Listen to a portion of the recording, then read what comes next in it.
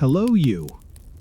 You arrive here at the end of your day the way a snowflake lands on a quiet field, slowly, almost without noticing. Your mind is still buzzing, but somewhere underneath that noise, a softer part of you is already reaching for rest.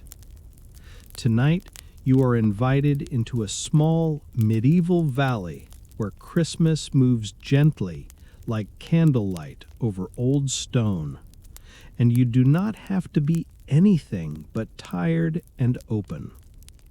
So before you get comfortable, take a moment to like the video and subscribe, but only if you genuinely enjoy what I do here. Drop your location and let me know how your day has really been, your worries, your exhaustion, or even a tiny joy that made you smile. I'm here to truly listen and offer the most sincere, heartfelt advice I can. Now, turn off the lights. Take a deep, slow breath. Let your tiredness melt away, and gently close your eyes. Let's drift together into tonight's dreamlike lands. And tomorrow morning, if you still remember, send me a message and tell me what you dreamed. Already, the world you know begins to blur at the edges, and another, older world comes quietly into focus. You feel the cold first, the pleasant bracing kind that sharpens each breath and makes your cheeks tingle. You stand on a narrow path, boots sinking into soft snow, looking down into a hidden valley that seems to have been waiting, unhurried and patient, for someone exactly as tired as you.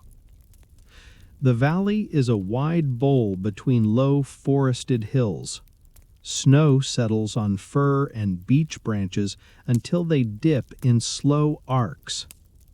Far below, thin ribbons of smoke rise from chimneys, pale against the darkening sky. At the center lies a small village, nested inside a simple ring of stone walls. Roofs form quiet triangles under their blankets of snow, and scattered windows glow with amber light, each one a small, stubborn warmth in the winter dusk. You stand still a moment longer and listen.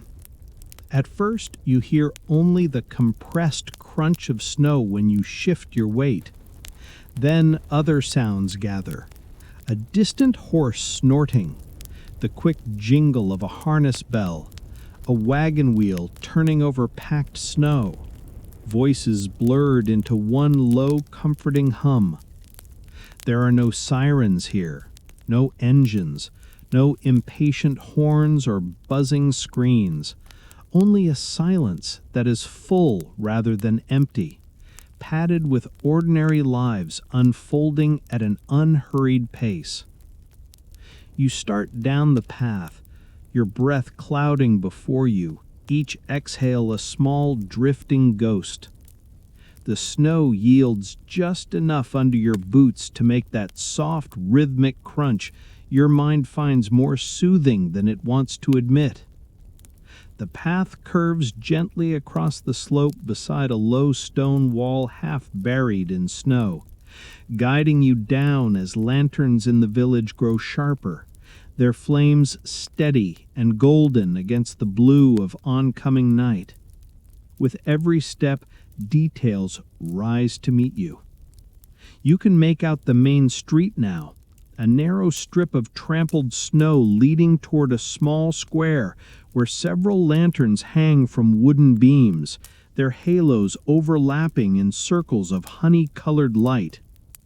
Beyond them, you glimpse the church, not grand or towering, just a sturdy stone building with a modest tower pointing to the stars, and around it cottages huddled close, roofs stitched with frost.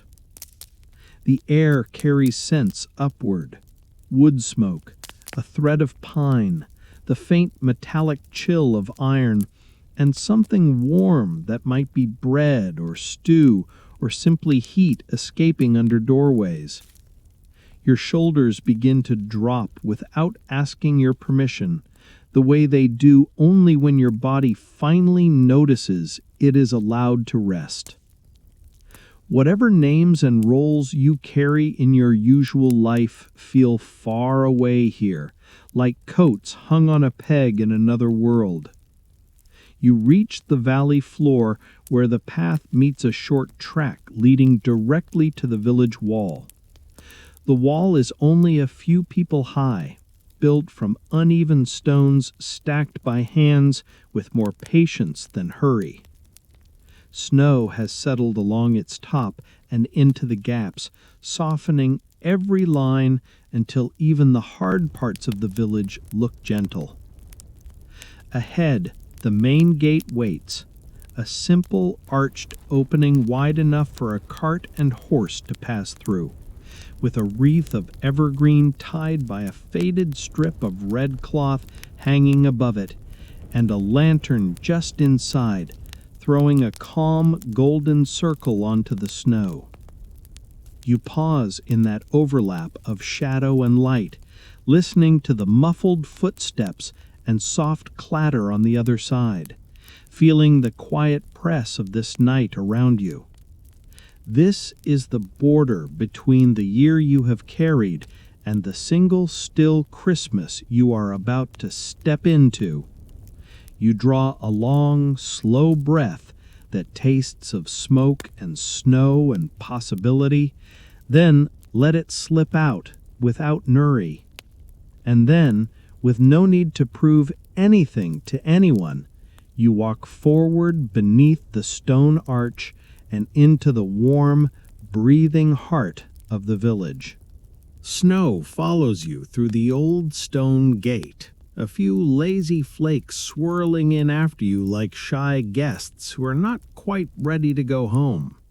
The lantern just inside the arch throws a steady golden pool over the ground, and you step into it, watching light slide over your boots, over the damp edges of the stone, over the soft bridges of snow that have escaped the trampling of feet and hooves.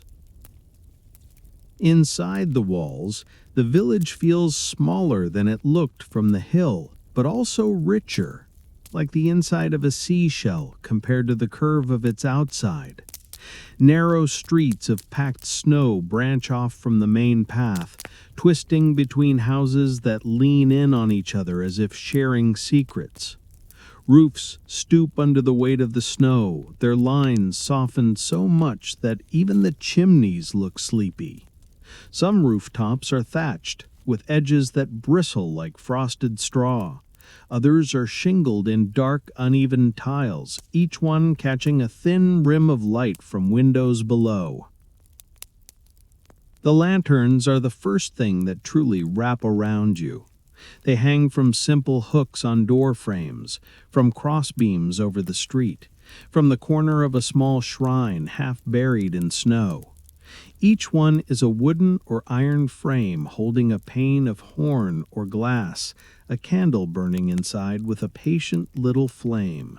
Their light overlaps in gentle pools, turning the snow at your feet to gold and amber, throwing long, soft-edged shadows of carts and barrels and low stone steps. You move through them like someone walking through a chain of small, private suns. You notice how the light changes the color of things. A plain wooden door, rough and weathered, glows like something polished and cherished. A pile of firewood becomes an orderly sculpture of rounds and splinters, each grain of wood taking on depth and warmth. Even the iron ring handles on the doors catch the light and throw it back in tiny, sleepy sparks. The world is still cold, but the light convinces your senses that warmth is close, just one step through a doorway away. Sounds float around you in layers, none of them sharp enough to disturb the evening, all of them soft enough to soothe. Somewhere ahead, You hear the gentle clop of hooves as a horse is led slowly along the street, its breath puffing out in small clouds.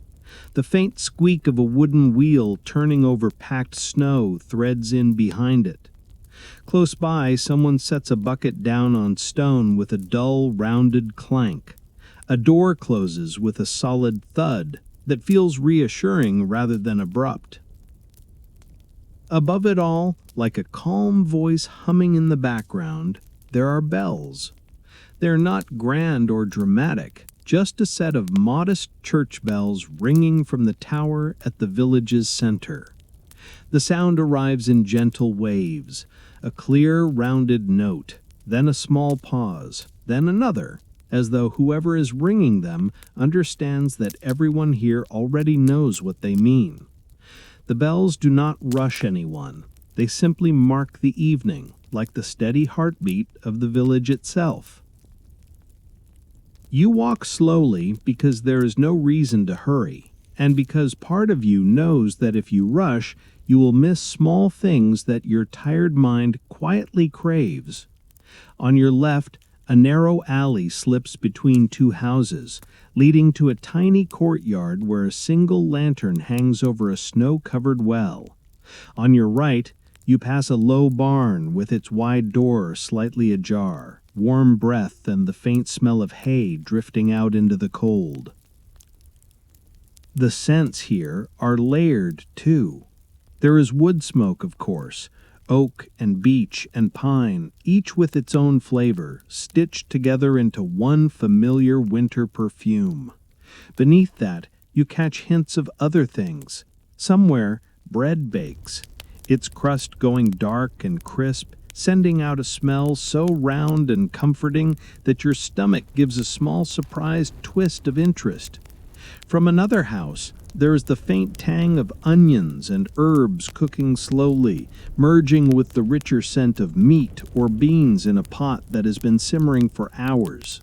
The air tastes alive, textured, as if each inhalation brings you a little closer to belonging here. Overhead, the sky deepens into a blue so dark it is almost black, but not quite. Stars begin to appear, first as shy pinpricks, then as a scattered shimmer. The snow on the roofs catches their faint light and the warmer glow from windows, becoming a quiet, luminous blanket.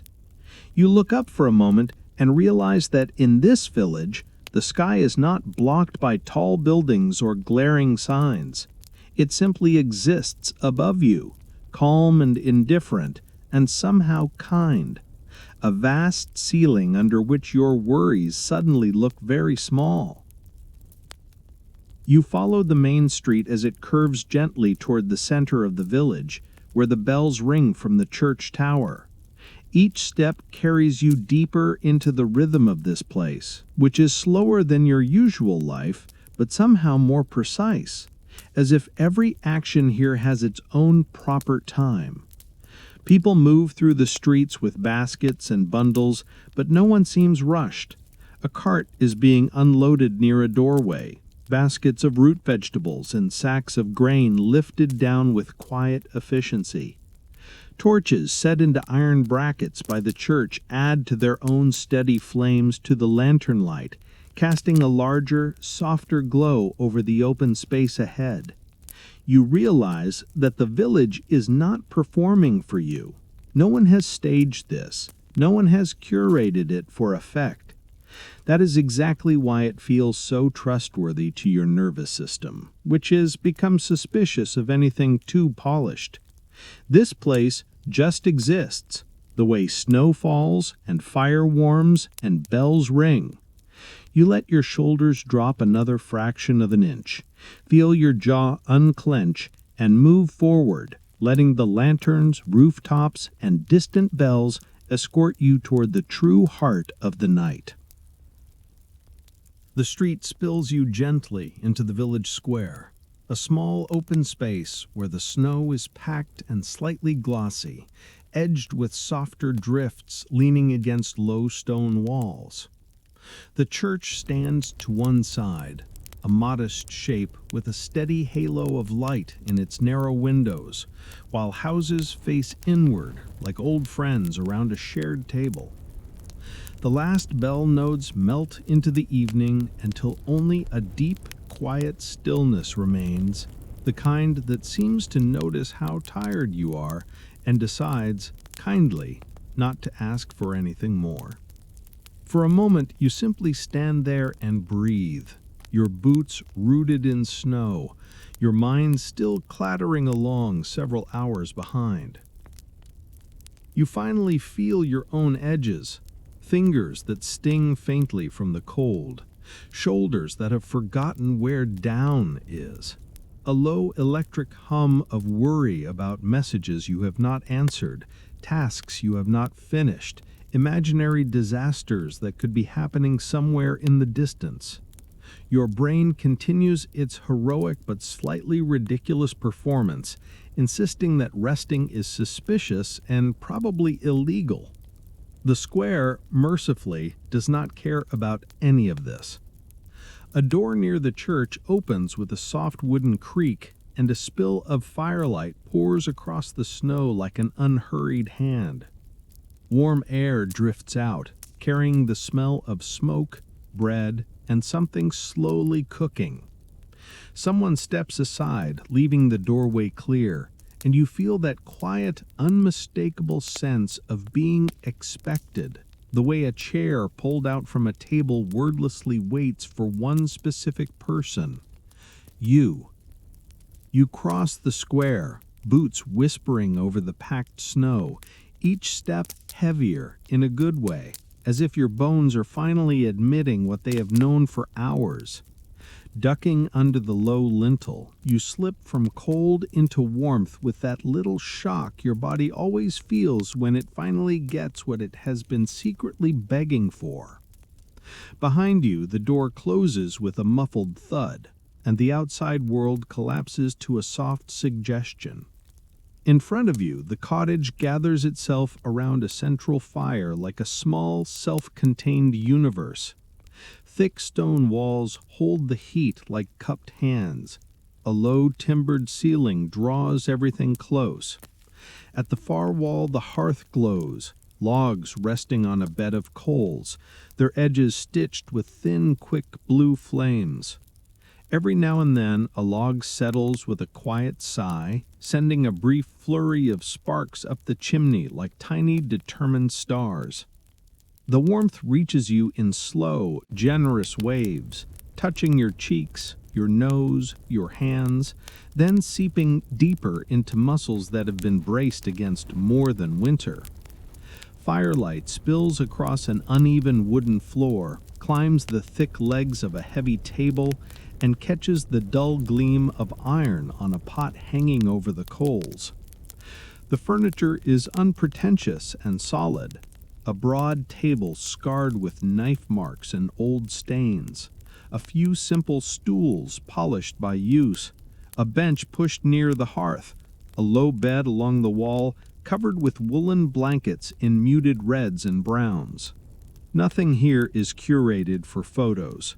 Everything is built to survive long winters and long lives, and your nervous system trusts it instantly. Along one wall, wooden pegs hold cloaks and scarves, and bunches of dried herbs hang upside down, their brittle leaves releasing a soft fragrance whenever the air stirs. The scent of thyme and sage threads through the smoky warmth and blends with something far more persuasive: fresh bread.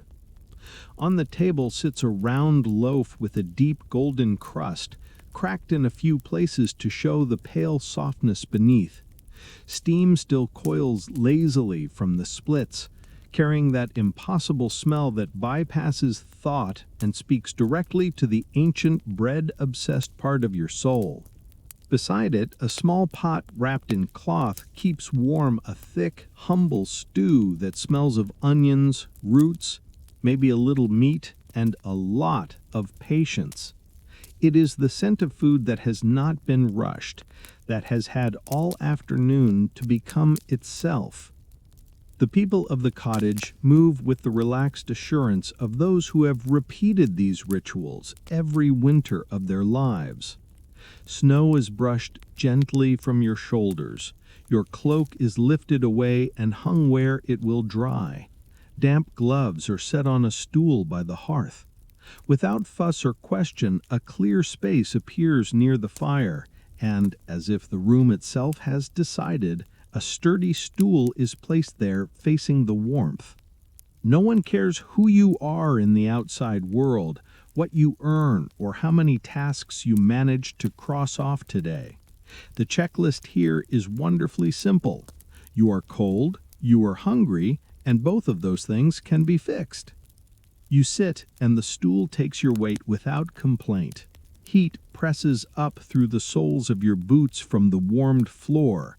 Your hands stretched out toward the flames begin to tingle as sensation returns. Your mind makes one last half-hearted attempt at panic, whispering that surely something urgent is waiting for you somewhere else, that you should be checking, scrolling, optimizing. The cottage replies with smaller, truer sounds.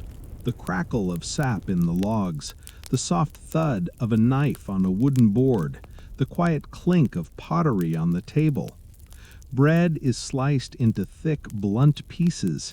A spoon dips into the pot and comes back with a scoop of stew that moves like velvet. A portion is set within your reach with the calm assumption that, of course, you belong here. You eat slowly because, for once, you are not sprinting toward anything. The bread is dense and satisfying, crust giving way with just enough resistance. The stew spreads warmth down your throat, settles in your chest, and then in your stomach, like a small, steady lantern. With each bite, the invisible static in your head eases. Outside, the village continues its quiet evening. Inside, the cottage folds around you like an exhale. You feel the knots of your day loosening one by one, not in a dramatic burst, but in small, honest releases, a shoulder lowering, a jaw softening, a breath that finally goes all the way in and all the way out. For the first time in a long while, simply sitting by a fire and eating feels not like an indulgence, but like precisely what you were meant to be doing all along. You wake to a light so soft it feels more like breath than brightness. It slips in through the small cottage window, blurred by frost on the glass, and stretches itself into pale bands across the wooden floor.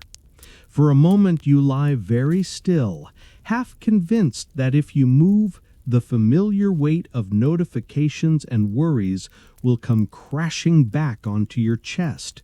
But the only things that reach you are the faint crackle of the resting fire and the quiet, steady sounds of a village already one step ahead of you in the day. The air in the cottage is cooler now, but not unfriendly, edged with the clean chill of morning and the ghosts of last night's smoke. Embers glow sullenly in the hearth, their orange eyes half closed, as if the fire itself is not quite ready to commit to being awake. There is the faint scent of baked bread lingering from yesterday, now folded into the smell of wool, wood, and the metallic hint of winter that sneaks in around door frames no matter what century you live in. You stretch, feeling that delicious ache of muscles that finally slept, and sit up with the unsteady grace of someone returning from a different world. Layering on your clothes feels like stepping gradually into armor, but softer, kinder armor than the invisible kind you usually wear. Wool that smells faintly of lanolin and smoke wraps around your shoulders. Thick socks slide over your feet. Boots shrug on with a quiet willingness. You move slowly, not out of laziness, but out of a new, cautious respect for this pace of life, where nothing good is improved by being rushed. Your brain, ever the overachiever, produces a fleeting list of things you should be doing today, and then almost sheepishly lets it dissolve when confronted with the stubborn honesty of the present moment. When you open the door, morning meets you with a crisp, almost playful sting. The sky is a pale, washed-out blue, like parchment left near a window. The roofs of the village, which glowed amber last night, now wear their snow like smooth, unbroken icing, picked out by the low sun in quiet silver. Thin spirals of smoke rise straight up from chimneys into the cold air, before lazily drifting sideways, as if even the smoke has decided not to hurry. Your breath joins it in short white puffs, each exhale a small visible proof that you are still here, still moving, still allowed. The square you crossed in the dimness is different by daylight, not transformed so much as unwrapped. Where there was only open snow last night, there are now simple stalls and tables set up in uneven lines, creating a tiny market that looks as if it materializes every few days and then folds itself away again. Rough planks rest on barrels, forming counters. Cloths are thrown over them in faded reds and browns. Baskets are arranged on top with the unfussy practicality of people who care more about usefulness than aesthetics, and somehow achieve both. You begin to wander, guided by equal parts curiosity and the slow magnet of the church bells, which have not yet started ringing, but somehow feel inevitable. Your boots press shallow tracks into the packed snow. The faint crunch underfoot joins the soft soundtrack of the market, the rustle of cloth, the gentle thud of something set down, and the low murmur of voices blurring together into one steady hum. At the first stall, skeins of wool and folded woven cloth are stacked in generous piles. Dull winter light and the occasional flash of sun pick out their colors. Deep greens like pine needles, warm browns like tree bark, soft grays like the sky just before snowfall. You let your fingers graze the surface of a woven cloak as you pass, feeling the texture of tight, patient labor. This is warmth you can see and touch, not an abstract number on a thermostat or a notification on an app, but something that has spent hours under human hands, looping and pulling and tying each thread into place. A little further on, the air changes flavor. Here, candles are arranged in neat rows, like quiet soldiers waiting for orders. Some are tall and slender, others shorter and stout, all in shades of pale ivory and honey. Their surfaces hold the faint ridges of the molds that shaped them, and some bear simple carved patterns of stars or leaves. The beeswax ones carry a soft, sweet scent that nosedives straight into your nervous system and starts rearranging furniture. You imagine one burning later on a wooden table, flame flickering gently as snow taps at the window.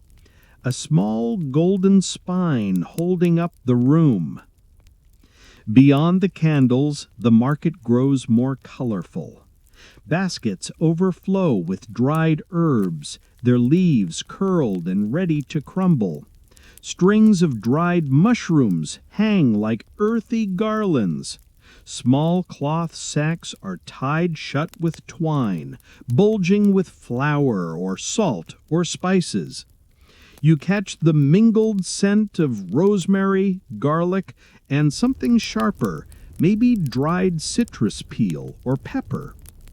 It is a practical, grounded kind of abundance.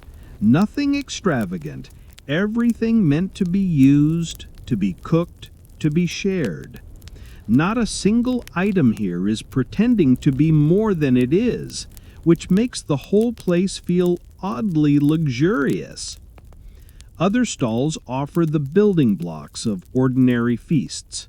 Wheels of pale cheese with faintly cracked rinds, brown eggs resting in straw, smoked fish with their skins gone dark and glossy, cured meats wrapped in cloth.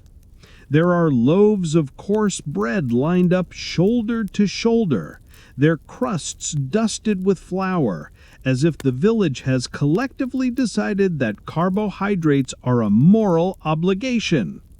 You can almost hear your modern guilt whispering about diets and restrictions, but it blushes and shuts up when faced with the sincerity of this food, made not to impress, but to nourish.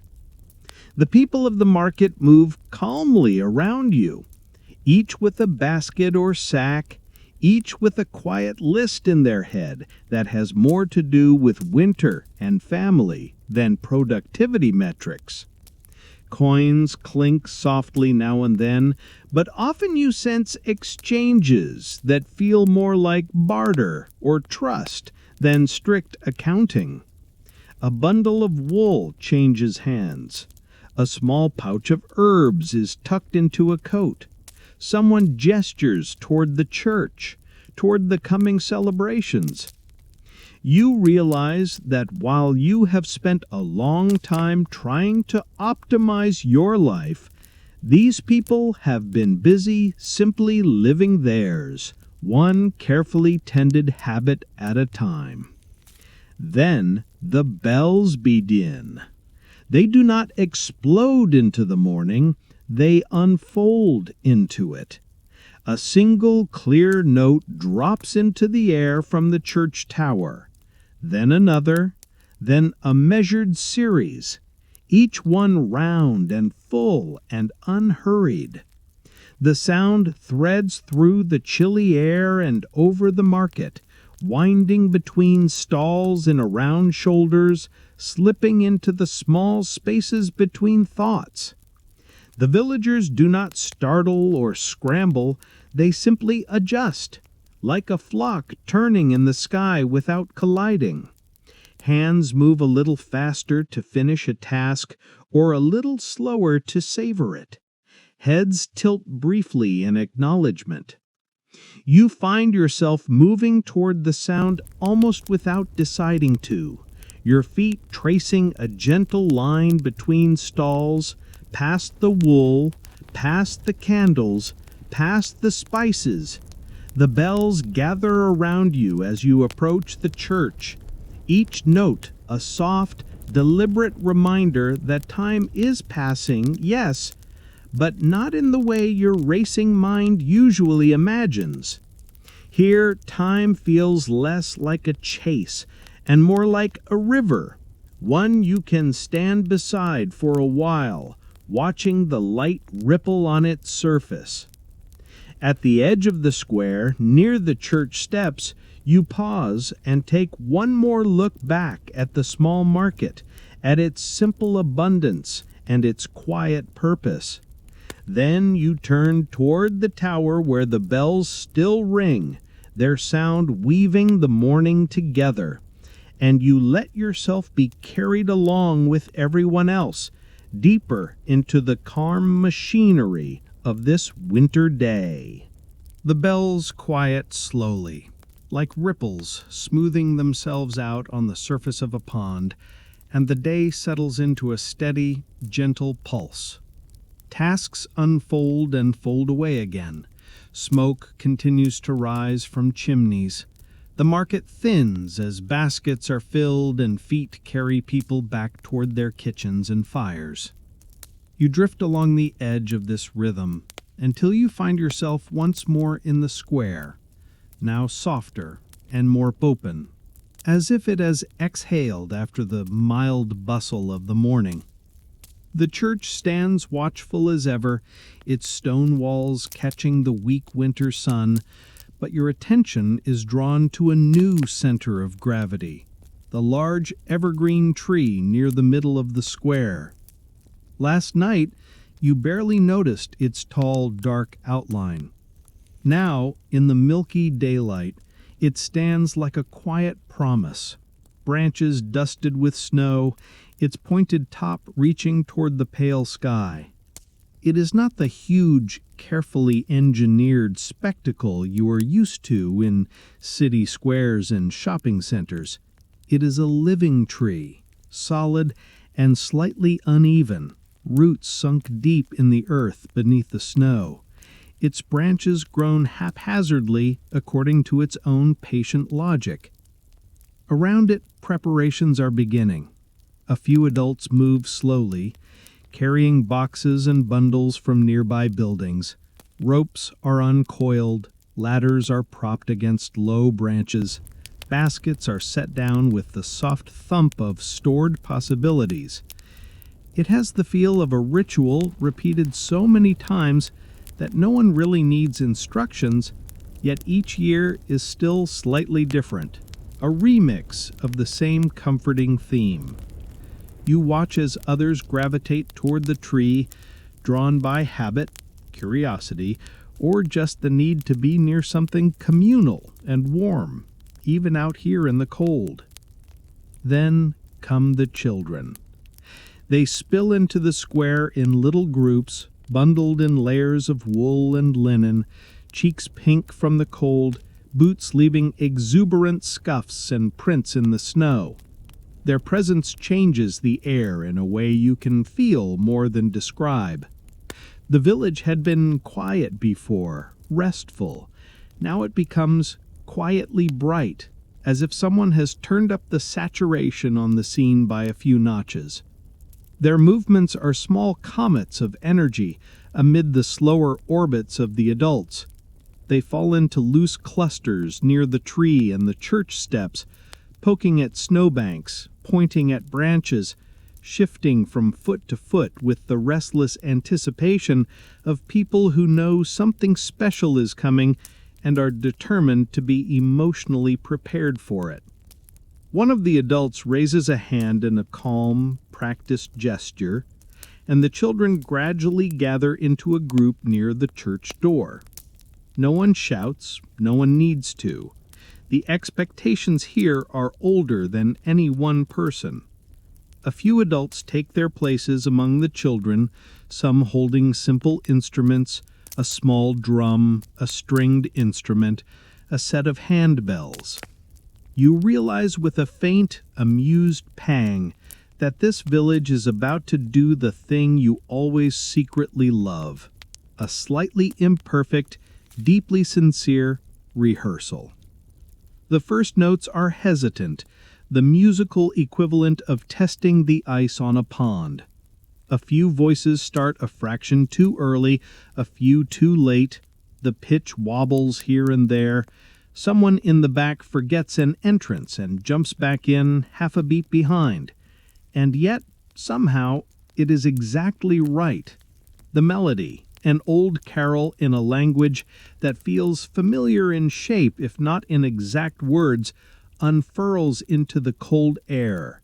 It is not polished, not studio perfect, but it carries something far more important, the shared breath of a small community aligning itself around the idea that light belongs in the darkest part of the year.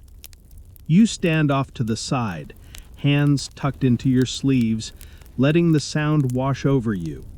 The children's voices are clear and undarted, carrying notes up toward the pale sky, where they seem to hang for a moment before dissolving. The adults' lower voices thread beneath them like roots under snow, steadying the melody. The instruments add small, bright strokes, the gentle thump of the drum echoing your own heartbeat, the faint metallic peal of the handbells sparkling here and there like tiny stars scattered into the song. Between verses, there are adjustments. A child swaps places with another to be closer to a friend. An adult bends to straighten a scarf. Someone shakes out stiff fingers and stamps their feet to fight off the creeping numbness of the cold. It is rehearsal, not performance, and that makes it almost unbearably tender. They are not doing this to impress anyone on the internet, not chasing likes or perfection. They are simply trying, together, to make something beautiful enough to honor a winter night and whatever they believe waits on the other side of it. When the singing pauses, attention turns back to the tree. Decorations emerge from baskets and boxes, strings of dried berries and slices of apple, small wooden figures carved in simple shapes, garlands of evergreen twined with bits of ribbon, a few carefully hoarded glass baubles that catch what little light the day offers and multiply it. You watch as children stand on tiptoe to loop garlands over lower branches, tongues peeking out in concentration. Older ones take turns climbing a sturdy ladder to reach higher limbs, their boots thudding softly against the rungs. Adults steady the ladder with gloved hands, passing up decorations one by one. You find yourself being drawn in without quite realizing when you crossed the boundary between observer and participant. A basket is nudged a little closer to you, its contents an unruly tangle of greenery and small ornaments. Your hands, apparently wiser than your overthinking mind, reach down and gather a simple string of berries and twine. Before you know it, you're stepping toward the tree, choosing a branch, looping the garland around it until the deep green needles cradle the dark red beads. The act is small, almost embarrassingly simple, and yet a quiet sense of belonging unfurls in your chest like steam rising from hot bread. Lanterns are added next, not lit yet, but hung carefully among the branches, small, lightweight frames that will later hold candles, ready to turn the tree into a slow constellation. The children treat them with reverence, fingertips grazing the frames as if they are touching something delicate and important. You take one, noticing the faint scratches on its surface, the tiny imperfections that prove it has been used in many winters before this one. When you hang it on a branch, the metal gives a soft, almost musical tap against the wood, a tiny note that seems to promise future brightness. By the time the last garlands are placed and the final lanterns hung, the light is already beginning to dim, the afternoon sliding quietly toward evening. The tree stands transformed, not in a flashy, overwhelming way, but in a manner that feels exactly proportional to this place. It is still the same evergreen that grew from this soil, but now it wears the village's attention, its memories, its careful hands. The children cluster near it again, eyes shining in a way that has nothing to do with reflections on glass.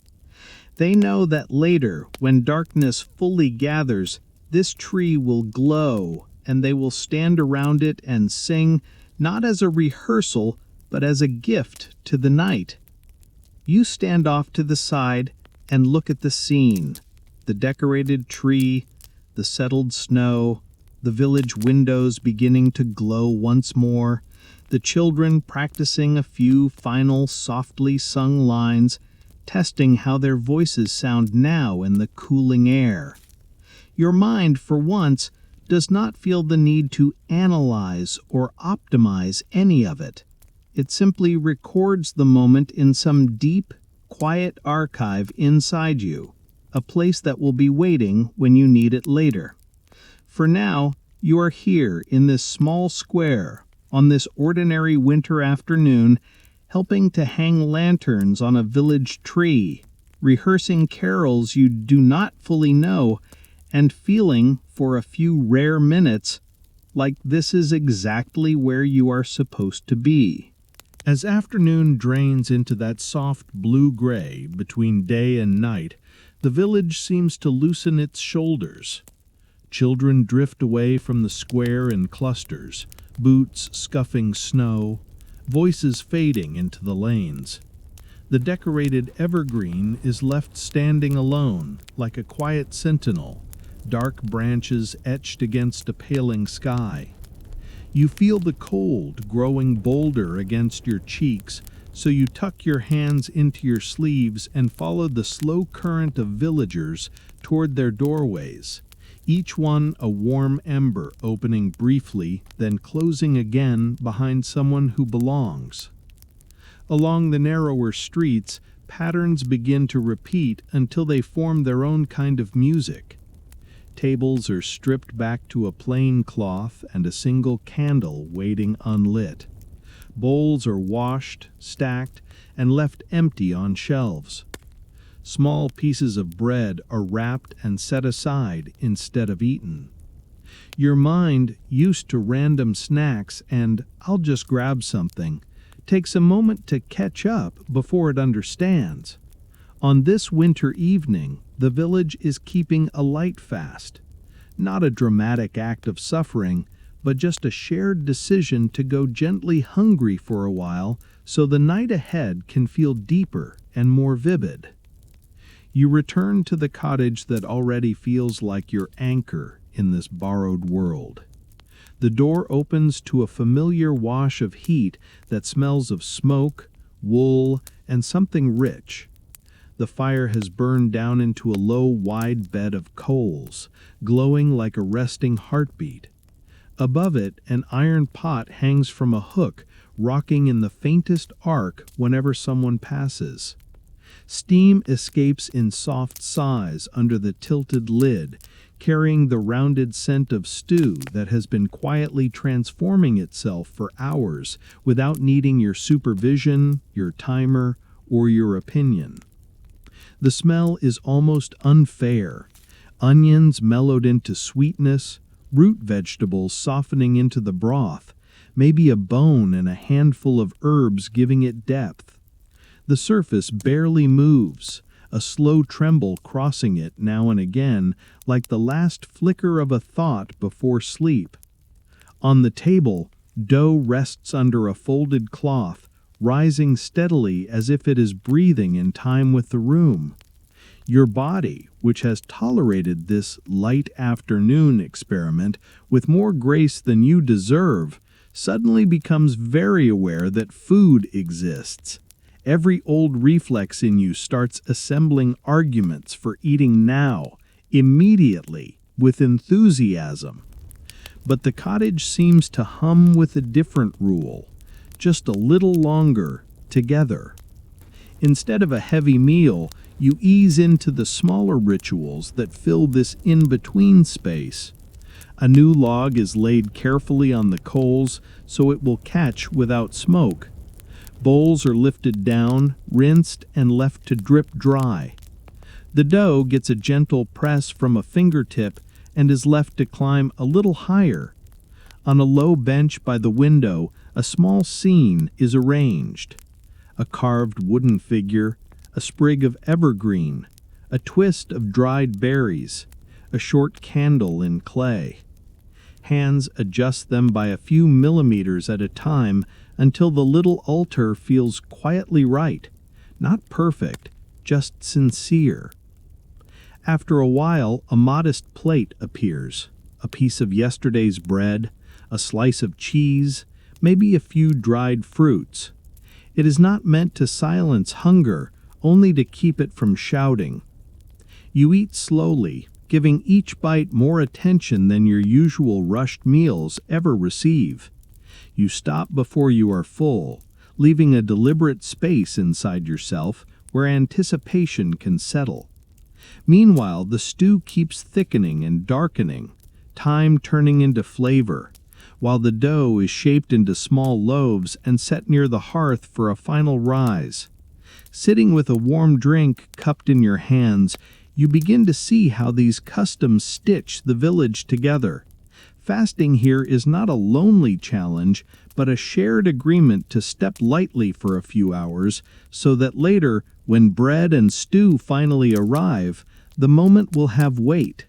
And as darkness deepens and the first stars prick the sky, you feel your own breathing lengthen to match the fire's soft rhythm, your inner clock gently nudged into this slower, kinder time zone. At first you think the room is simply growing dim because the candle is burning low, but then you notice how the light from the window has changed.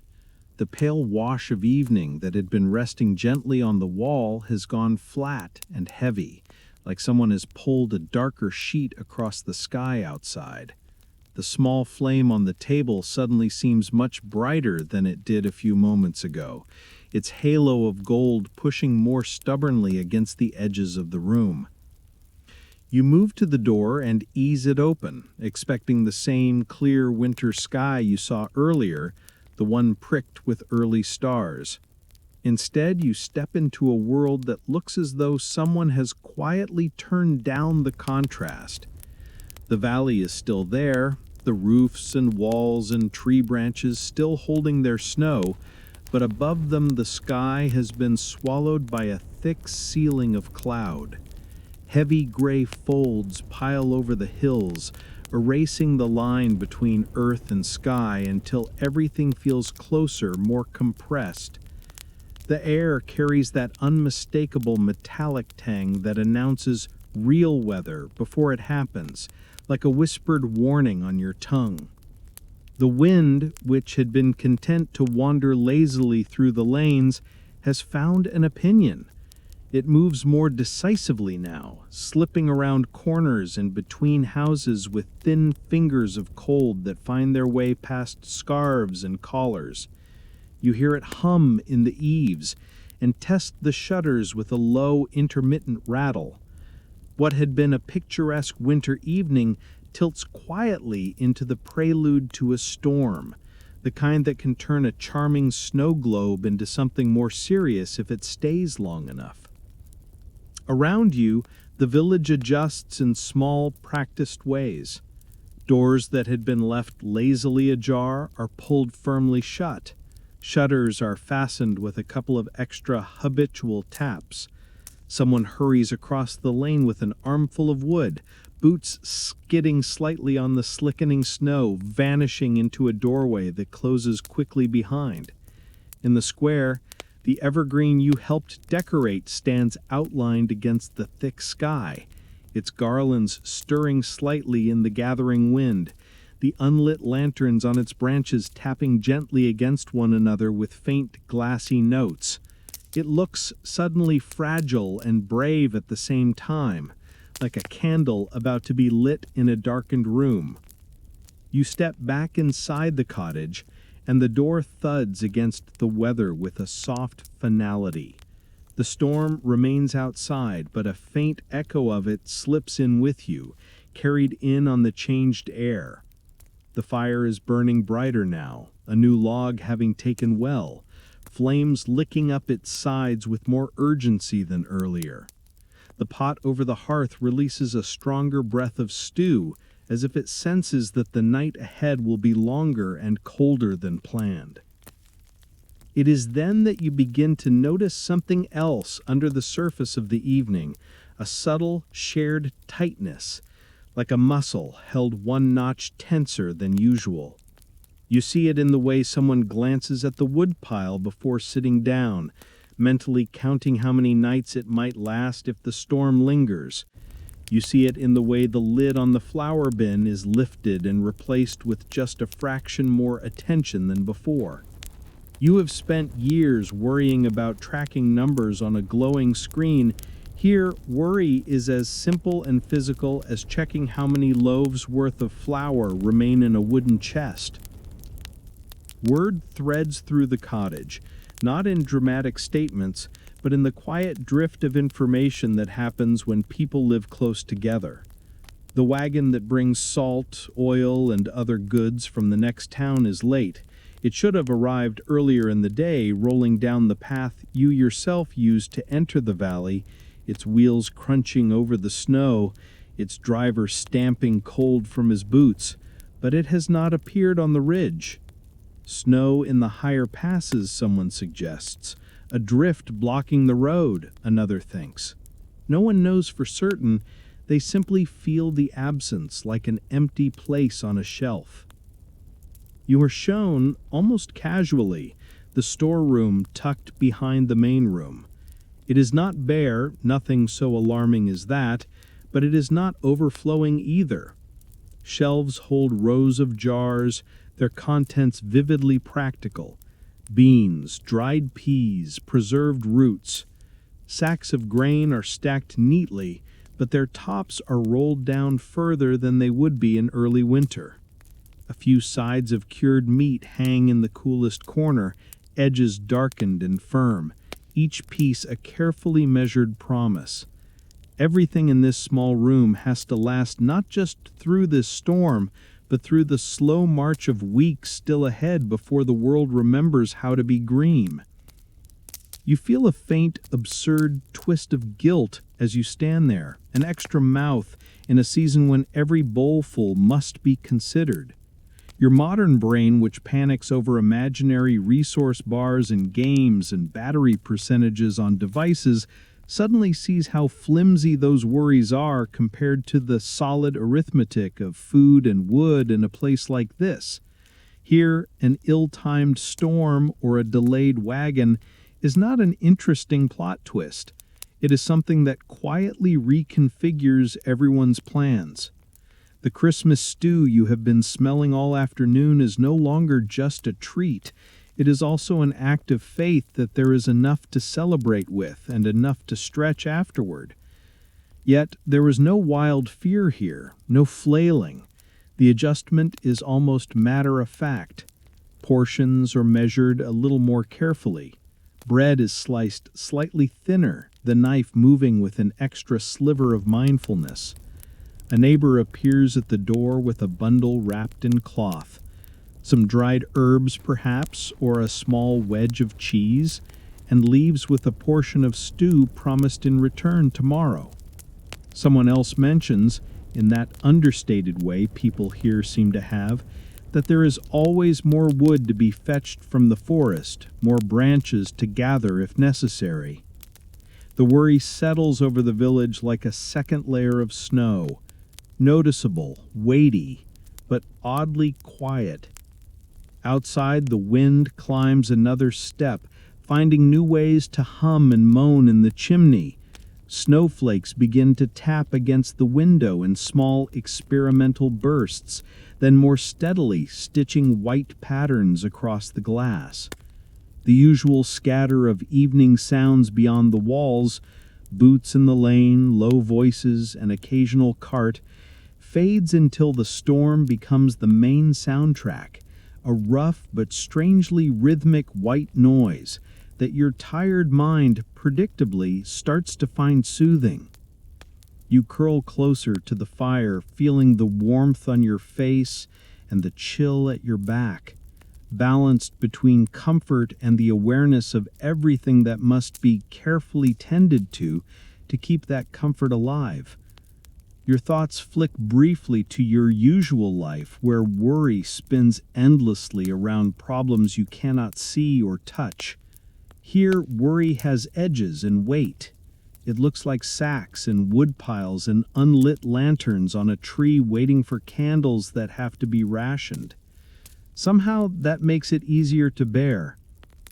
The cottage breathes around you. The slow simmer of the pot, the occasional pop of sap in the log, the soft rustle of someone shifting their weight. Outside, the storm gathers its full voice. Inside, the silent worry curls up in the corner like a watchful animal. Not welcome, but not ignored. You pull your cloak a little tighter around your shoulders. Listen to the wind press its cold palms against the walls and understand in a new, wordless way how fragile and how strong a small village can be when winter decides to test its seams. By the time morning edges its way into the valley again, the storm has done most of what it intended. It has not buried the village in some apocalyptic white tomb the way your anxiety would have if it had been in charge. Instead, it has simply laid down another thick, clean layer of snow tucked around the houses like an extra blanket. The clouds have torn open enough to let in a pale strip of sky, and the wind has downgraded from ominous soundtrack to background ambiance. It is still winter, still serious, but the world has remembered how to breathe. You step outside the cottage into a brightness that makes your eyes narrow. Last night's snow lies smooth and untouched in many places, except where early risers have cut paths through it with deliberate, careful feet. Roof lines are softened even more than before, and the tree in the square looks as though it has put on a fresh white shawl over its decorations. The air feels cleaner, scoured by the storm, and each breath pulls in a sharper taste of pine and cold stone. The worry remains, but it has shifted shape.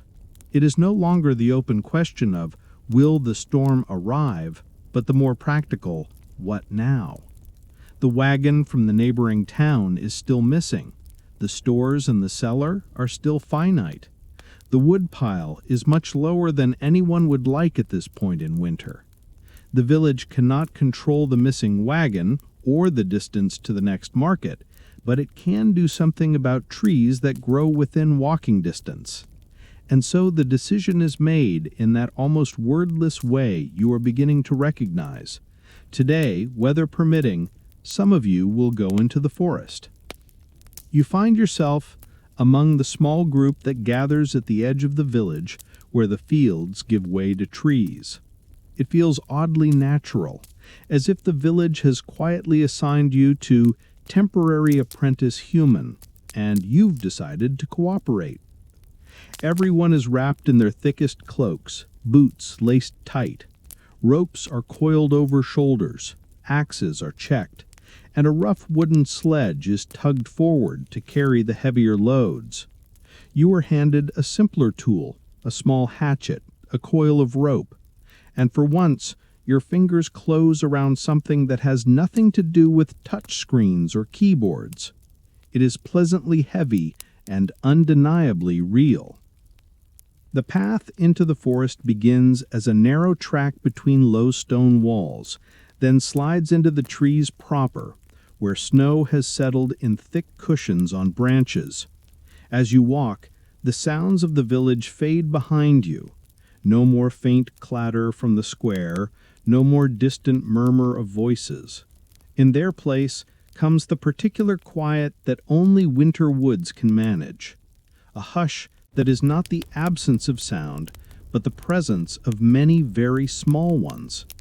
The soft squeak of snow under boots, the whisper of a branch shrugging off some of its burden. Somewhere far off, the brief, flinty call of a crow. You move in single file along the path, following the compressed prints of those who have used this route many times before. The snow here is deeper than in the village. When you step off the track even slightly, your foot sinks with a surprised, muffled whoomp, cold creeping up your leg. Eventually, you learn to trust the line worn into the white, the way you usually trust GPS. Only this guidance system is older and not dependent on a battery that gives up in the cold. The trees grow taller as you go, trunks rising in straight, patient columns. Some are leafless, their branches a lace of bare twigs against the sky. Others are evergreen, their needled arms heavy with snow, bending just enough to suggest they are listening to something only trees can hear. Here, the storm's traces feel thicker, more intimate. Wind has blown snow into small drifts around the roots. Icicles hang from low branches like glass teeth. The air is full of that deep, resinous smell of pine and spruce mixed with the mineral scent of cold, damp bark. You inhale it and feel it sink into your lungs like some kind of forest-branded therapy your usual wellness apps could never replicate. Work begins almost casually. No speeches, no dramatic announcements, just people stepping off the path at familiar spots, testing branches, judging which can be taken without harming the tree. Evergreen boughs are cut carefully, chosen for their fullness and reach, then bundled with rope into manageable loads. These will go back to the village to replenish garlands, to freshen decorations, to bring the forest's living green into cottages that have been staring at stone and wood for months. Further in, where fallen trunks lie half-buried, axes are set to work. The sound is startling the first time, a sharp, clean thunk as metal bites into frozen wood, followed by a faint shiver along the bark. In the quiet of the forest, each strike seems louder than it is, then quickly becomes part of the rhythm. Lift, swing, strike, breathe.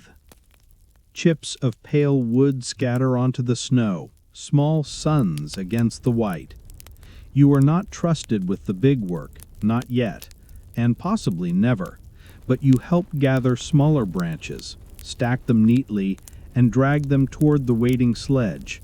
It is simple, repetitive, and oddly satisfying, which is not something you can say for most of your usual to-do list.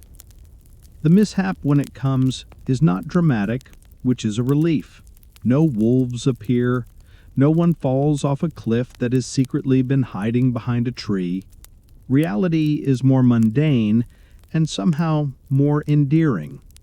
One of the younger villagers, eager to grab a particularly impressive branch, steps off the packed path too quickly and disappears almost up to the waist in a pocket of soft snow.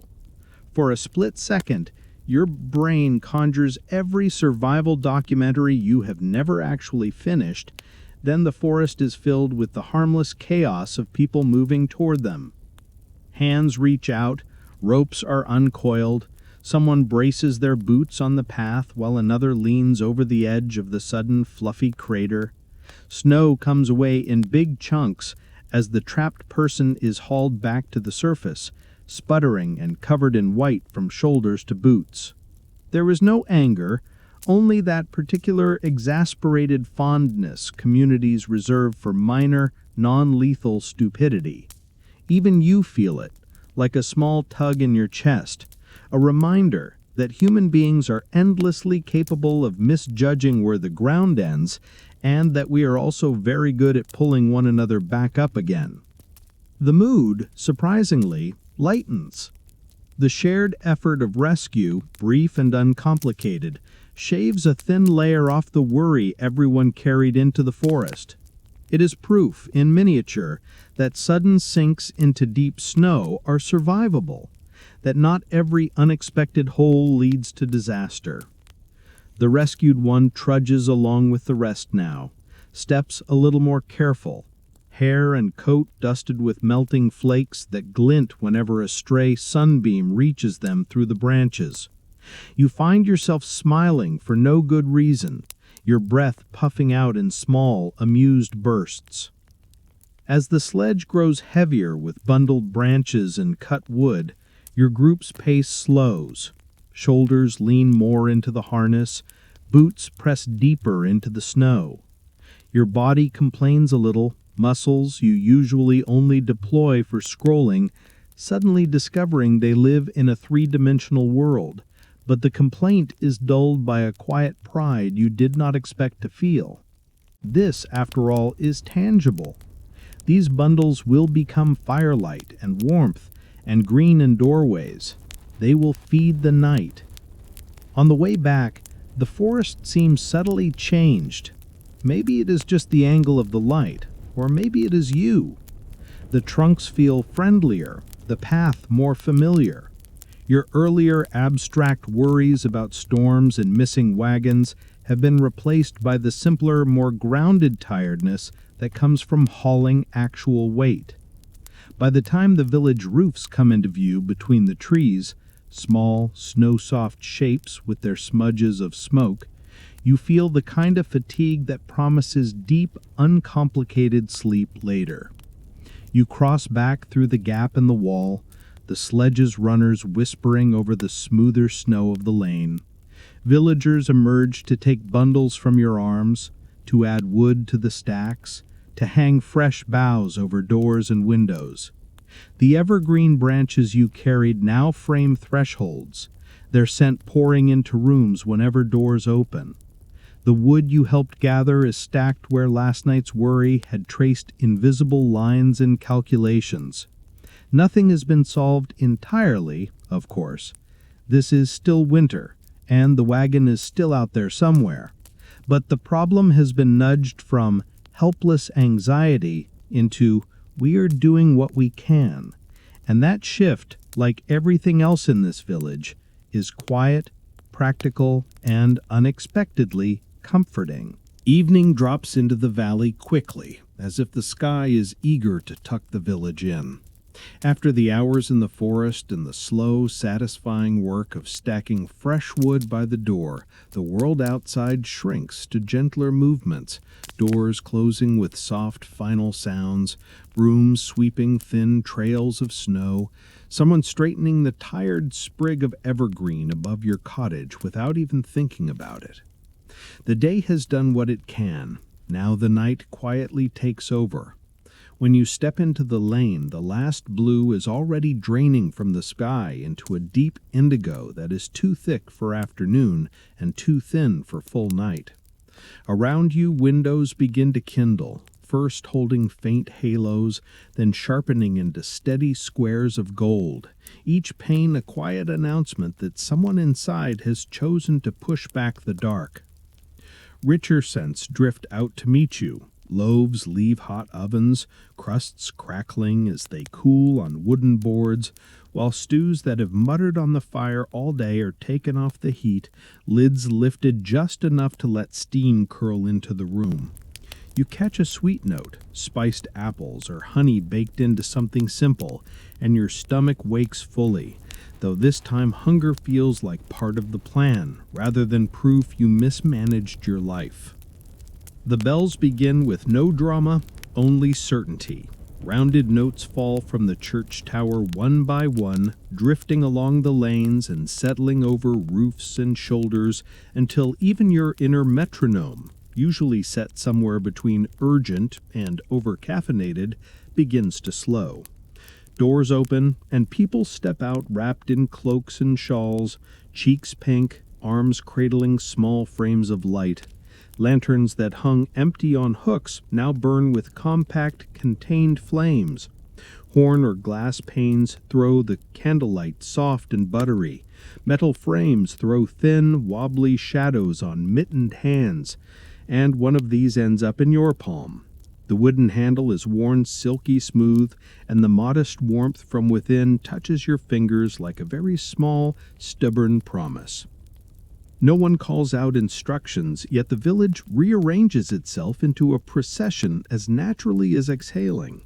People drift toward the square at the same steady pace, lanterns swaying in time with their steps, and you fall in among them, boots finding the shared rhythm on the packed snow without effort.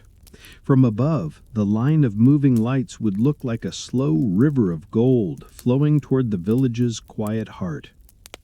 In the square, the evergreen you helped dress waits at the center, its dark branches carrying snow, garlands, dried berries, and the little hanging lanterns that looked so hollow in daylight.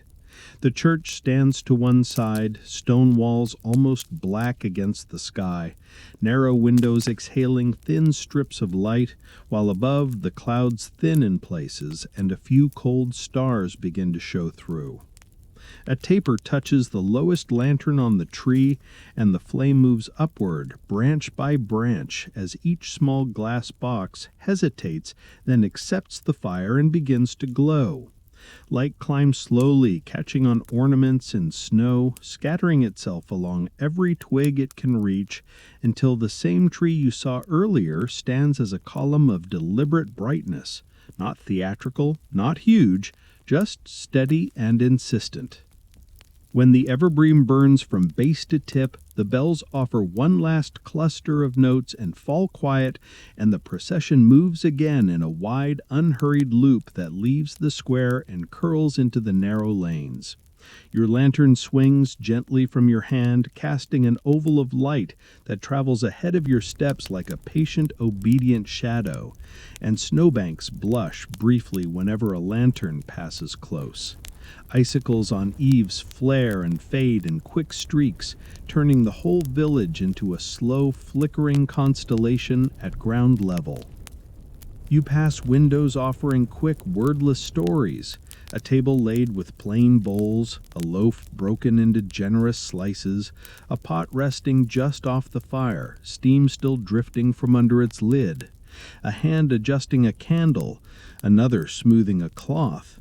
No one inside is performing, yet every glimpse feels like proof that this night is being marked with careful, practical kindness. By the time you drift back into the square, your thoughts have slowed to match your pace. The usual background clatter of what-ifs and should-haves thinned to a harmless murmur at the edge of your attention. The evergreen stands steady in the center, a patient pillar of gold against the snow, while people linger in loose clusters, lanterns still glowing in their hands, faces lit from below and soft, forgiving light. You feel the worn handle warming your palm, the cold nibbling at your nose, the comfortable ache in your legs from the day's work, and notice that even your most restless thoughts seem willing, for once, to stand still beside you, look up at the candlelit tree, and admit quietly that this is enough. You stand there a little longer, letting the candlelit trees soak into your tired brain, until even the more dramatic parts of you have to admit that nothing explosive needs to happen tonight. It is oddly relieving, this lack of crisis. Then, almost gently, the night offers you a tiny one. Not the catastrophic kind your imagination usually manufactures, just a small, almost polite problem, the sort that would barely register in your usual world, and yet matters a great deal in this one. It starts with heads tilting back, one person, then another, then more. Lanterns sway as faces lift, eyes tracing the line of the evergreen from its lowest laden branches all the way up to the sharp point at the very top. In your own life, trees often come pre-packaged with perfection, shipped, assembled, decorated, and crowned with whatever the store suggested at checkout. Here, the crown matters in a different way. The top of the tree is where the star should be. You follow everyone's gaze. The tree is lovely, garlands, berries, small lanterns glowing like captured fragments of the procession, but the highest branch stands bare, a dark, outstretched hand against the night. No star lantern, no final guiding light. A storm, a hurried hand, a shelf that was not as secure as it pretended to be. Whatever the cause, the star lantern that usually belongs up there is gone, its absence as noticeable as an empty chair at a small table. For a moment, there is a pause, a shared inhale. Your brain, ever helpful, immediately spins up the usual responses. There should be a backup plan, a contingency, a spare star in storage, maybe a way to overnight one from somewhere absurdly far away. The village, unsurprisingly, does not have express shipping. What it has is something both less flashy and far more useful: the collective habit of not giving up just because one traditional object has decided to retire early. You feel the mood shift, but not downward. It tilts sideways instead, into that particular space where disappointment and creativity meet. Children glance at one another, then back at the tree, eyes reflecting not only the existing lanterns but also the ghost of the star that ought to be. Adults share small looks that are half rueful, half amused, the kind you wear when a long familiar flaw turns up again right on schedule. Apparently, the star lantern had been old, hairline cracks in its frame, glass grown thin with years of heat. The storm and the hurried preparations were simply the last chapters in a long, dignified decline. You become aware of the things around you that are not the missing star. There are the lanterns already glowing on the branches and in people's hands. There are scraps of metal and wood near the edge of the square, leftovers from repairs and markets. There are ribbons, some frayed, some still bright. There is wax. There is evergreen. There is snow in such generous supply that even your anxious, scarcity-obsessed mind can relax about it. Instead of thinking, "we have nothing," the village seems to think, "we have something. Now what can it be?" Hands begin to move almost immediately, not in frantic flailing, but in exploratory rummaging.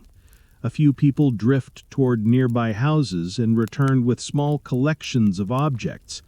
A dented but polished metal dish whose center still gleams. A wooden hoop once used to stretch cloth for stitching. A length of narrow ribbon. Short stubs of beeswax candles saved from other nights. A handful of tiny bells that failed some previous aesthetic audition. Children bring treasures, too. A shard of pale glass, a smooth piece of driftwood, a thin branch that naturally split into a five-pointed shape. It is the world's quietest scavenger hunt, and the prize is not something to keep, but something to share.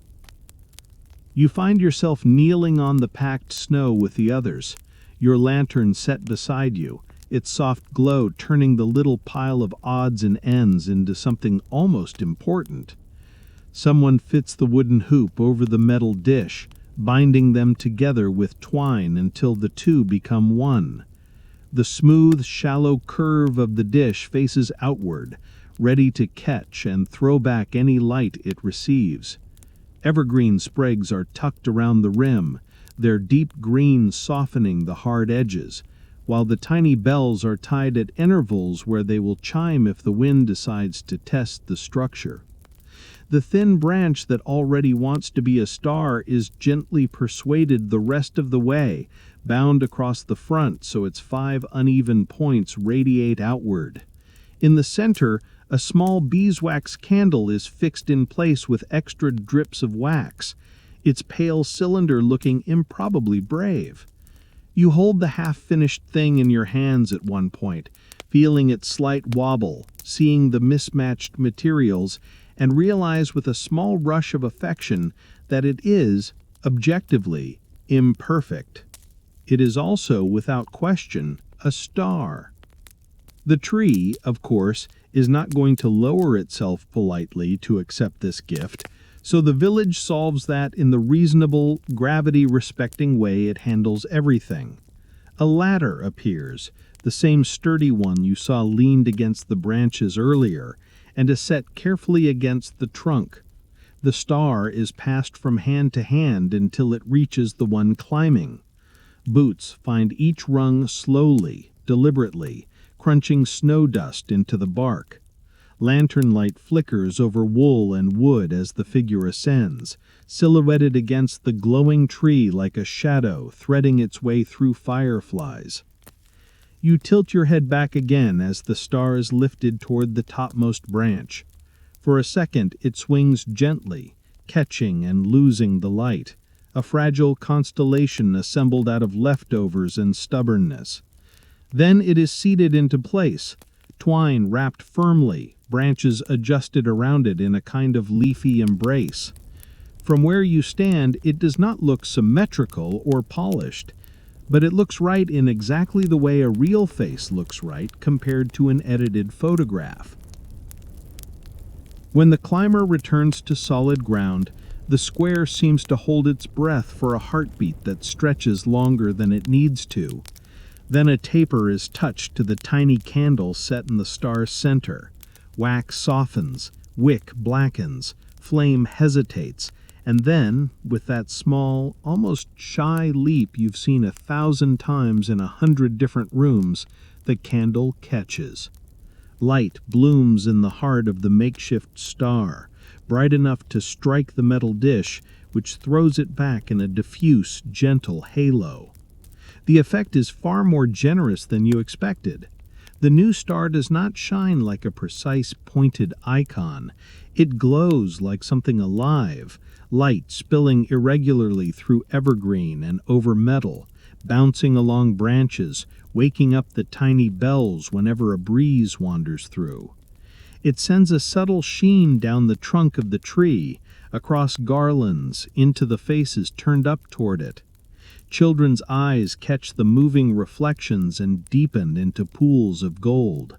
Adults' expressions soften into something that has seen many winters and still refuses to be unimpressed by small, stubborn light. Standing there with your lantern in your hand, watching this patched-together star do its best at the top of a slightly crooked tree in a small, worried village, you feel a quiet rearrangement inside you. Your own life has taught you to wait for things to be perfect before you allow yourself to feel that they are enough.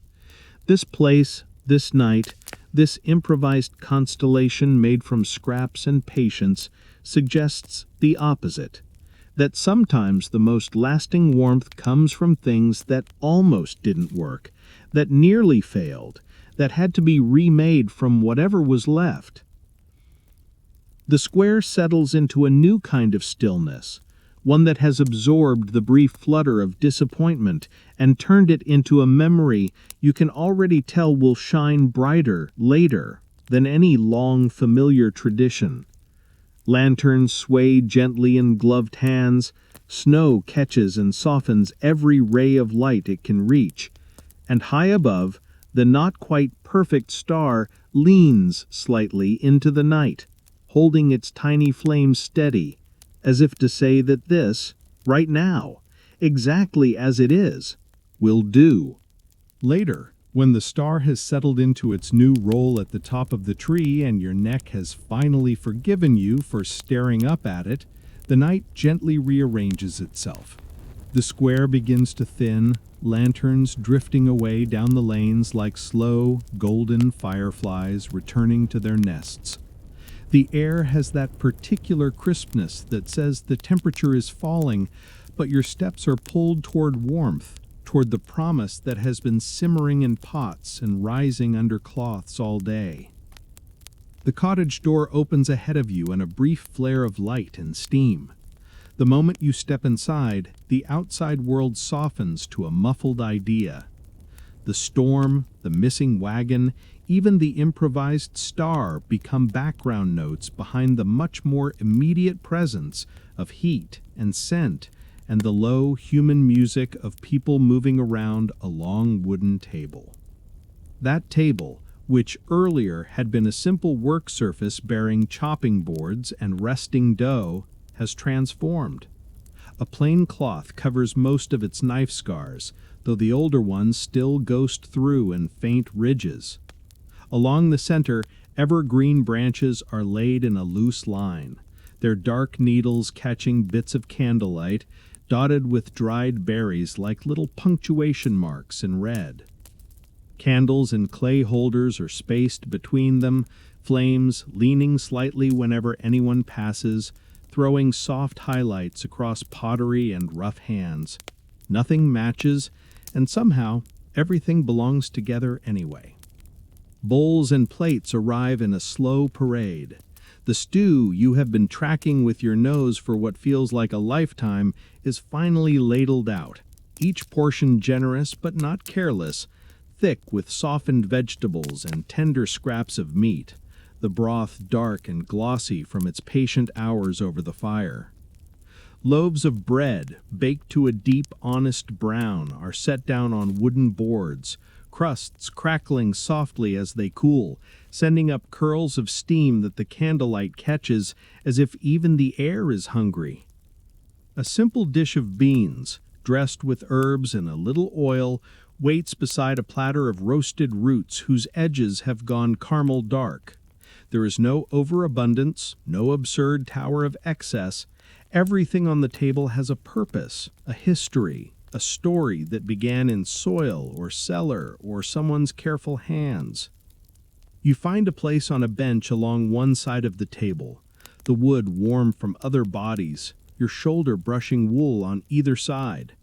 That old automatic instinct to make yourself smaller, to apologize for occupying space, flickers briefly and then dissolves under the practical fact that here, your being here is simply part of the seating plan. A bowl appears in front of you, bread is nudged closer. A small unspoken expectation settles around you that you will eat until you are warmed from the inside out, and not one spoonful less. The first bite of stew is almost rude in how good it is. All day the scent has been tapping at your attention, and now finally you know why. The broth is deep and savory, the kind of flavor that only comes from time and restraint, from letting ingredients get on with their own transformations instead of micromanaging them. Vegetables have surrendered their individual edges to become part of something larger and more coherent. The bread is dense but not heavy, the crust shattering under your teeth before giving way to softness that soaks up the stew in perfect, greedy silence. Each mouthful sends warmth radiating outward from your chest to your fingers and toes, a slowly expanding circle of comfort that no productivity app has ever successfully sold you.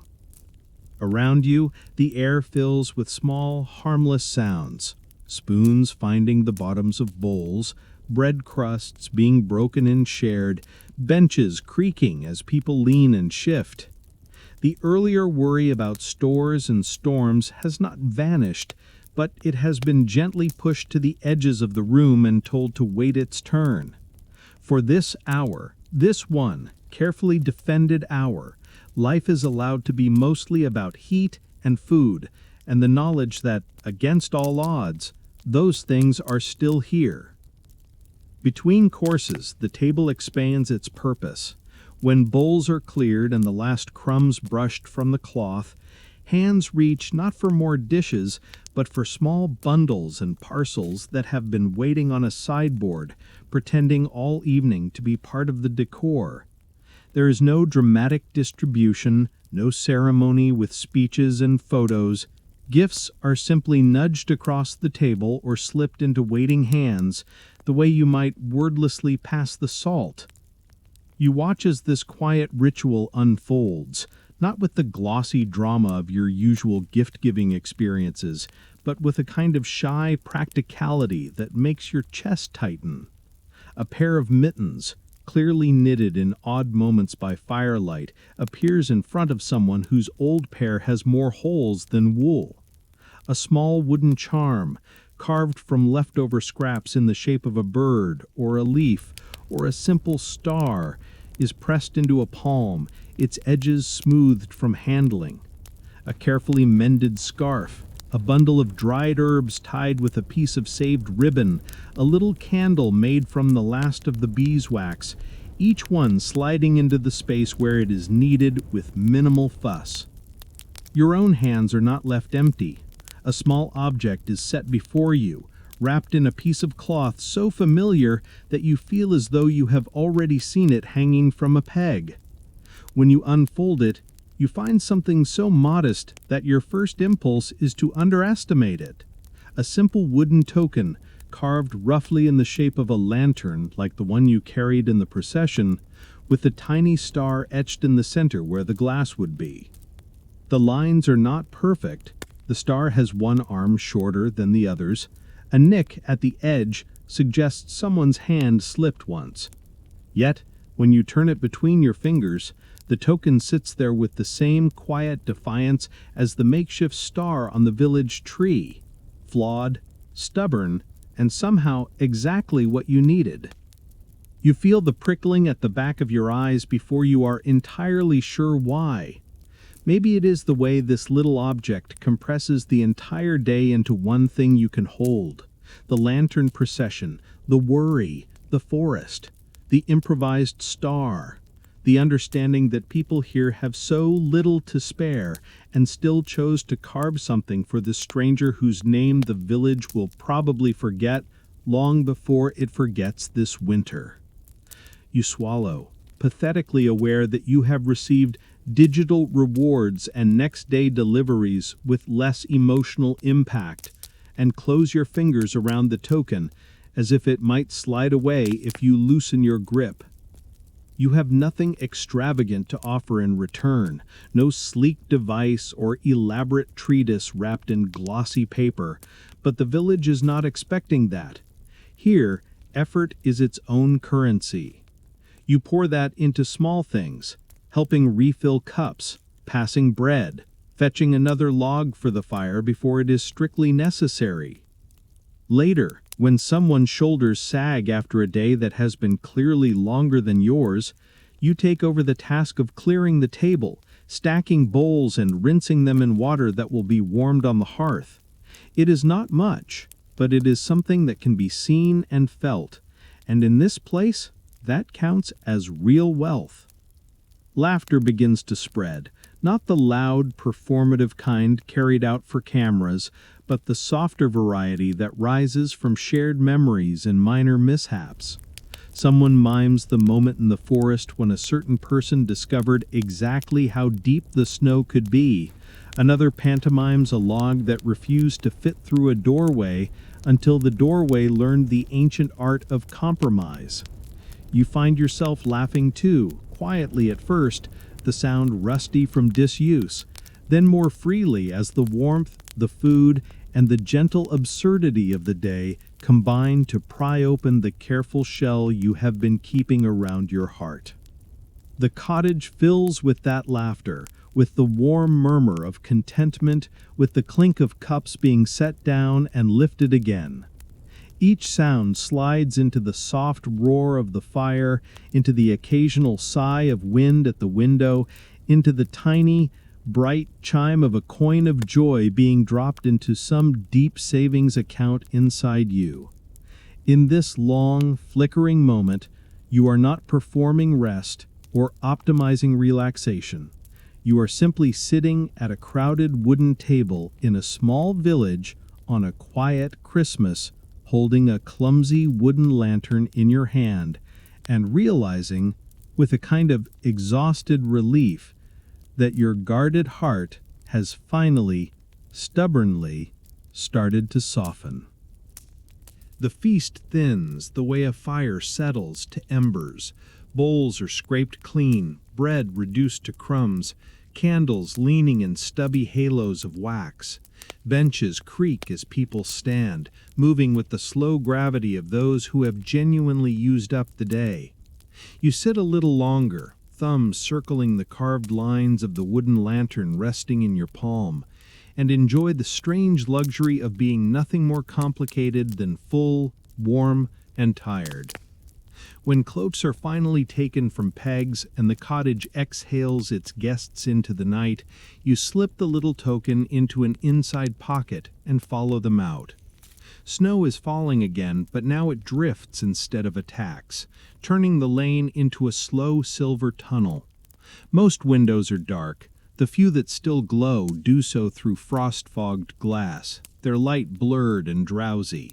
The village is almost silent, wrapped in that deep, padded hush only fresh snow can make. You walk toward the square without really deciding to, boots sinking softly, each step leaving a neat oval print that the sky is already busy trying to erase. The evergreen at the center of the square has grown gentler. Many of its little lanterns have burned out, glass panes black and cooling. A handful still cradle thin flames that tremble whenever the faintest breeze wanders through. High above, the patched-together star is still doing its best.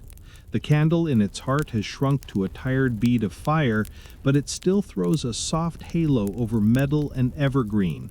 Snow dusted along the rim, catching the light in tiny, stubborn sparks. It does not blaze, it persists. You stand beneath it and recognize with uncomfortable accuracy your usual strategy for existing. Leaving the square, you follow a narrower lane where the snow lies untouched, a smooth white sheet between sleeping houses. Roofs slump under their blankets. Doorsteps are softened into rounded shapes. A forgotten broom leans at an angle, its shadow barely visible. The only sounds are the muted crunch of your boots and the faint hiss of flakes landing on everything that dares to hold still. At the end of the lane, the village wall waits, low and familiar, its stones rimmed with white. Beyond it, the valley spreads in muted shades of gray and silver. The hills are dark humps against a paler sky. The forest is a deeper shadow pooled along their flanks. Somewhere along the hidden road, the missing wagon still has not arrived. The problem of stores and wood and the long remainder of winter has not miraculously evaporated just because you ate stew under pretty garlands. But standing here, hands resting on cold stone, you feel how the villagers have quietly placed that worry on a shelf instead of letting it take over the entire room. Tomorrow they will count, plan, and cut more wood. Tonight they let snow be snow. Your mind tries to spin up its usual double feature of past mistakes and future disasters, but it keeps snagging on images from this day. Someone half vanished into a drift, arm waving, while a chorus of hands reached to pull them out. Bundles of evergreen scraped free of snow and hauled toward the sled. The ladder against the tree, the star of scraps lifted carefully into its crooked throne. The long table, crowded and uneven, candlelight catching on bowls, on faces, on the steam rising from bread as it broke. None of those moments solved anything on a spreadsheet, yet each one seems stubbornly to count. You think briefly of your other life, the late-night glow of screens, the constant drip of notifications, the way stress there arrives in abstract waves made of numbers and words and what-ifs. Here, worry wears a simple body, sacks, wood piles, jars on a shelf, and reality answers with equally simple actions: chop, carry, share, wait. Beneath both worlds you realize the wish list is embarrassingly similar. Enough to eat, enough warmth, one or two people who will notice if you vanish under the metaphorical snow and haul you back out with more teasing than drama. The wooden lantern in your pocket presses lightly against your chest, as if to underline the point. Eventually, the cold slips decisively through your boots and informs you that philosophy is not a reliable heat source. You turn back toward the village, retracing your own prints now softened by new flakes. The square is empty when you pass through it again. At that exact moment, the last tiny flame on one of the tree's lanterns gutters and goes out, leaving the evergreen a dark shape against the paler sky. For a few seconds, the world seems almost lightless, until your eyes adjust and you realize the snow itself is glowing faintly, borrowing starlight and handing it back as a quiet silver sheen. Back in the cottage, the air holds the mild chill of a room that has done its work for the day. The fire has sunken into a bed of red gold coals, no longer dramatic, just reliably warm. You shrug off your cloak, loosen your boots, and slip beneath the heavy blankets. Wool smells of smoke and soap and something herbal and clean. Your thoughts line up for their nightly anxiety parade, but you redirect them one by one toward kinder images. Lanterns swaying through the village, the crooked star glowing stubbornly against the storm. Hands passing bread along a crowded table. Their sharp edges almost immediately dull. Sleep creeps in quietly, not as an ambush, but as an invitation you are finally too tired to refuse. No grand vows are made, no life plans drafted. Nothing about tomorrow is fixed or guaranteed. Yet somewhere underneath the soft weight of blankets and the slow rhythm of your breathing, a new understanding settles, that you are allowed to be unfinished and still deserving of warmth, that light assembled from scraps still counts as light, and that rest does not have to be earned by suffering first. With that small, steady thought tucked beside the wooden lantern at your heart, you let go, and the night folds over you as gently and completely as the snow has folded over the sleeping village. Morning arrives quietly, seeping into the room instead of bursting in. You surface from sleep through layers of warmth and wool and faint smoke, and for a few slow breaths, you don't remember your inbox, your to-do list, or the version of you that lives on other people's screens. There is only the weight of blankets, the honest, heavy ache of muscles that lifted real wood and walked through real snow, and the unfamiliar feeling that nothing is chasing you. Somewhere beyond the stone, a single bell rings a small, thoughtful pattern, less an alarm than a suggestion. The day is here whenever you are ready to meet it. You dress slowly, not because you are avoiding the day, but because for once you are not sprinting into it. As you pull on your cloak, your fingers find the inside pocket and the small wooden lantern resting there. Your thumb traces its crooked lines, the uneven star, the tiny slip in the carving that no one has tried to hide. It is rough and a little silly and more precious than anything you could have bought.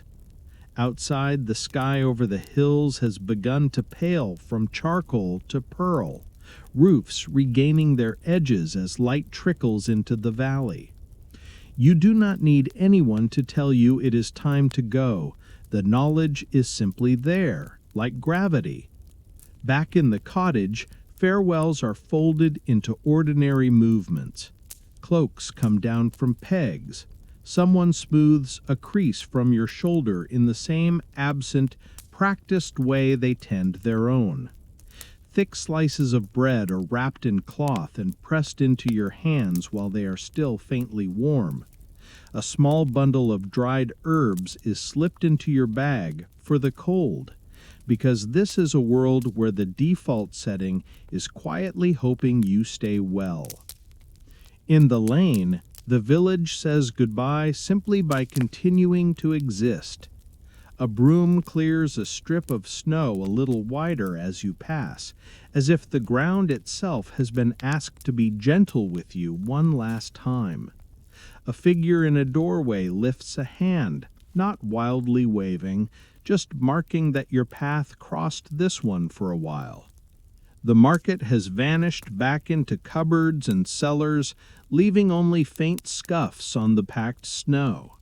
The evergreen still stands in the center, its garland stiff with frost, its little lanterns empty and dark, the patched-together star at the top no longer burning, but catching the pale sky on its metal dish and crooked wooden points so that it glows very softly anyway. At the old stone gate, you stop. Snow has built up along the top like a white ledge. Icicles hang from the arch and drip slowly in the new light. Beyond, the path climbs the hill in a pale line between half-buried walls, the unseen road to everywhere else waiting beyond the ridge. You rest a gloved hand on the cold stone and allow yourself to feel all of it at once: reluctance, gratitude, and that small, stubborn wish to stay in a world where stew takes all day and lanterns move through snow, and everyone understands that worry and joy sit at the same table. But you also know that this village is not here to erase your life. It is here so you remember you have one.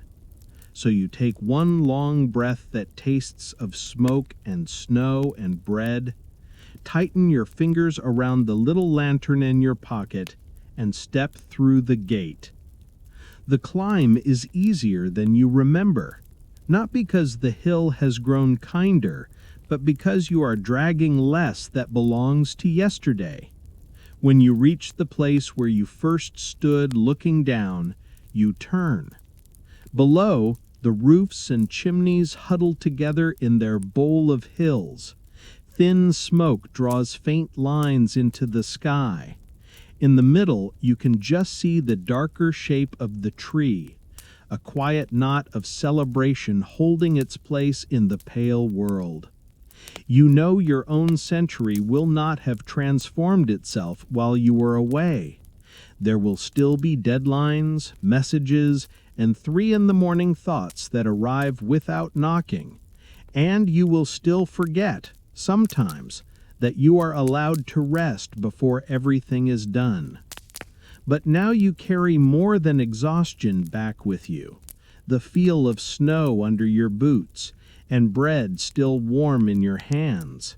The memory of children's carols and a village inventing a star out of scraps. The knowledge that an imperfect light can still change how a night feels. And on some future evening, when the world is too loud and your mind starts its familiar sprint, you will be able to reach, if only in memory, into that inner pocket and close your hand around a small wooden lantern, remembering that somewhere inside you a snow-covered village waits, patient and unhurried, ready to open its gate whenever you arrive at the edge of sleep and need more than anything to be quietly welcomed in. You can let the village slip further away now, like a picture slowly dimming at the edge of your mind. The roofs and chimneys, the snow in the square, the small stubborn star on the crooked tree can soften and blur until they feel less like a place on a map and more like a room inside you that you can visit whenever the world outside is too loud. You do not have to hold every detail, just the feeling of clean, cold air, steady firelight, and shoulders that finally remember how to drop. As you lie there, you can imagine that the snow is still falling far away, quiet and patient, wrapping the little village in a deeper hush. Somewhere, a log shifts in a hearth and throws up a small, harmless spark, and someone is setting a single candle in the center of a plain table. Life there is still moving at the same slow, careful pace, whether you are watching it or not, and that thought can be a kind of comfort. You are allowed to rest, and the world will not fall apart without your constant supervision. Notice how the darkness around you is not empty, but full of quiet things that mean you no harm, and how the bed beneath you holds your weight without complaint. If your thoughts try the sprint again, you can gently steer them back to simple images: the glow of a lantern in your hand, the crunch of snow under your boots, the soft outline of hills holding a sleeping village together, until those pictures grow fainter and softer, like sky before dawn. When your eyes grow heavy and your mind loosens its grip, you can let yourself drift without guilt, knowing that somewhere, in memory, the gate of that little village stands open, lanterns ready, waiting to welcome you back whenever you need to come home to yourself again. End of story. Sweet dreams.